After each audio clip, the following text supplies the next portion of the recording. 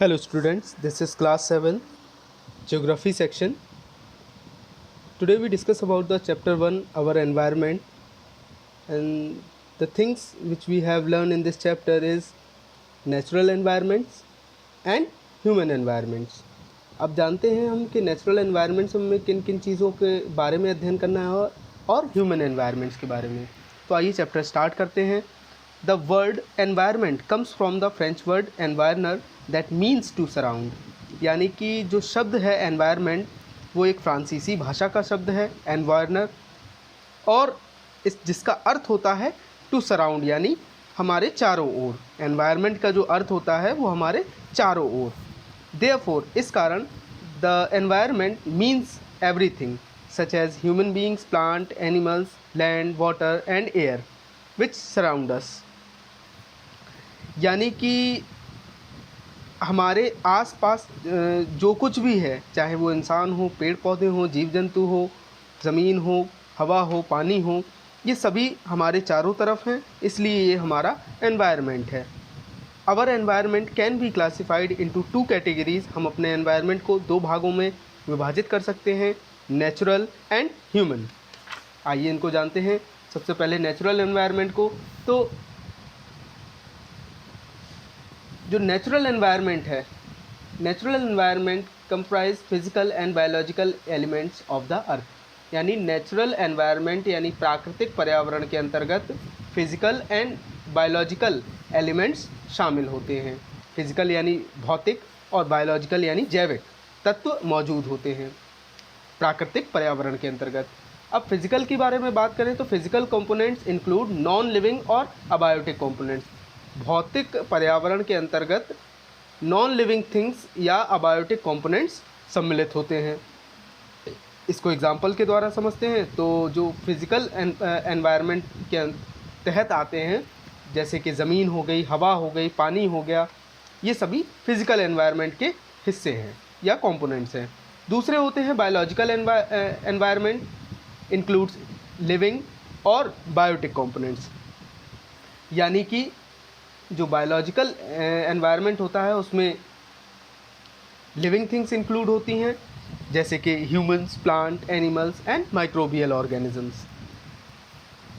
They together make up the following 4 domains और रिलीन्स of the अर्थ, यानी ये सभी मिलकर 4 तरह के डोमेन्स या जो रिलीन्स या धरातल जिसे हम कहते हैं वो पृथ्वी का बनाते हैं, उसका निर्माण करते हैं। आइए जानते हैं कौन कौन से हैं। पहला है लिथोस्फीयर, यानी ये ज़मीन का निर्माण करते हैं।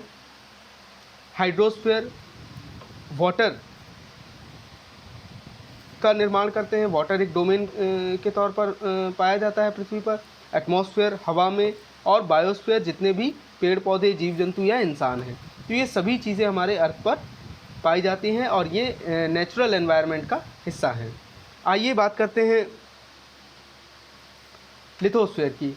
The upper most solid layer of the earth is called lithosphere, यानी हमारी पृथ्वी की जो सबसे ऊपरी परत है, जिस ज़मीन पर हम रहते हैं, इसको हम लिथोस्फीयर कहते हैं। It consist of rock materials and soil, इसके अंतर्गत चट्टानें पाई जाती हैं, तमाम तरह के जो रॉक मटेरियल्स हैं वो पाए जाते हैं, और सॉइल पाई जाती है। It includes the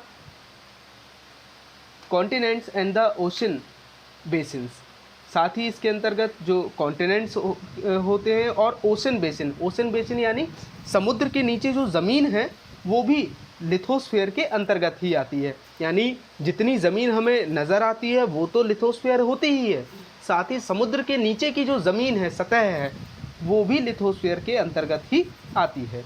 about 71% of the total area of the lithosphere is covered by water, यानी कि लगभग हमारे लिथोस्फीयर का जो 71% पार्ट है वो पानी से कवर अप है, ढका हुआ है। It consist of many land forms such as mountain, plains and plateau,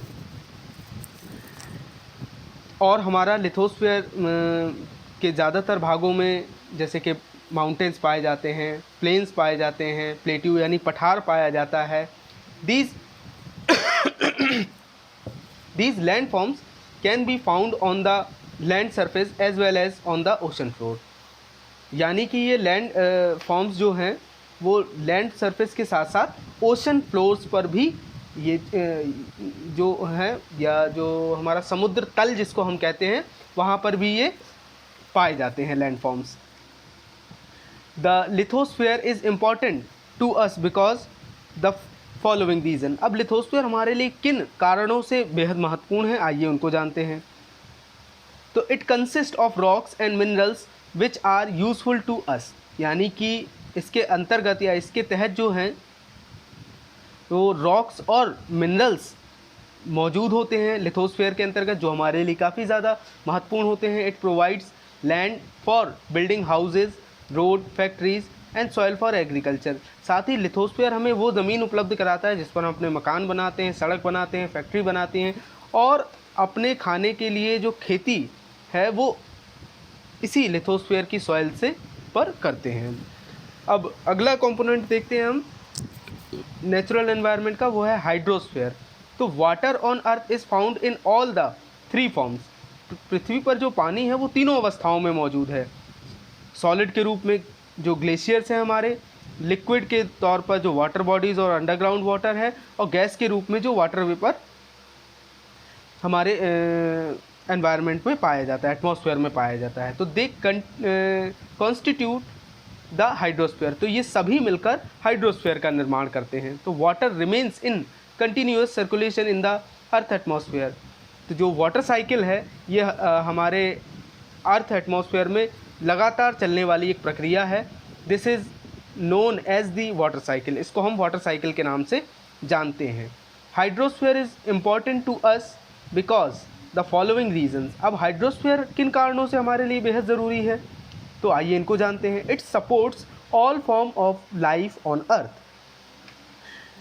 इन सभी को हम, या जो वाटर है वो हमारे पृथ्वी पर मौजूद जितने भी फॉर्म्स ऑफ लाइफ हैं, चाहे इंसान हो, जीव जंतु हों या पेड़ पौधे हों, सभी को जीवन के जीने के लिए सपोर्ट करता है। साथ ही it use for domestic agriculture and industrial process. इसका इस्तेमाल जो है वो डोमेस्टिक, एग्रीकल्चर, इंडस्ट्रियल तमाम तरह के प्रोसेसेस को करने के लिए पानी का इस्तेमाल हमेशा किया जाता है। तो it provide us with food and minerals. अब पानी जो है वो हमें फूड और मिनरल्स के लिए भी आवश्यक होता है, क्योंकि अगर हम फूड और जो मिनरल्स उनको तैयार करना होता है तो उसके लिए हमें पानी की आवश्यकता होती है। It moderates the climate of the coastal areas, यानी कि ये क्या करता है, जो हमारे तटीय इलाके हैं, समुद्र के आसपास के वाले इलाके हैं, वहाँ पर ये तापमान को मॉडरेट यानी औसत करने का काम करता है, नियत करने का काम करता है। It also serve as international trade route. साथ ही जो पानी है, समुद्र का जो पानी है वो एक इंटरनेशनल ट्रेड रूट का भी काम करता है, यानी जो तमाम तरह के व्यापारिक जहाज़ हैं वो समुद्र के रास्ते ही जाते हैं, क्योंकि दुनिया में जो सबसे सस्ता माल ढुलाई का जो साधन है वो वाटर ट्रांसपोर्ट ही है। इसके बाद अगला जो हमें नेचुरल एनवायरनमेंट में दिया गया है वो है एटमॉस्फेयर। एटमॉस्फेयर क्या है? The mixture of gases that surround the earth is called the atmosphere, यानी गैसेस का वो मिश्रण जो हमारे पृथ्वी को चारों तरफ से घेरे हुए है, ये एटमॉस्फेयर है।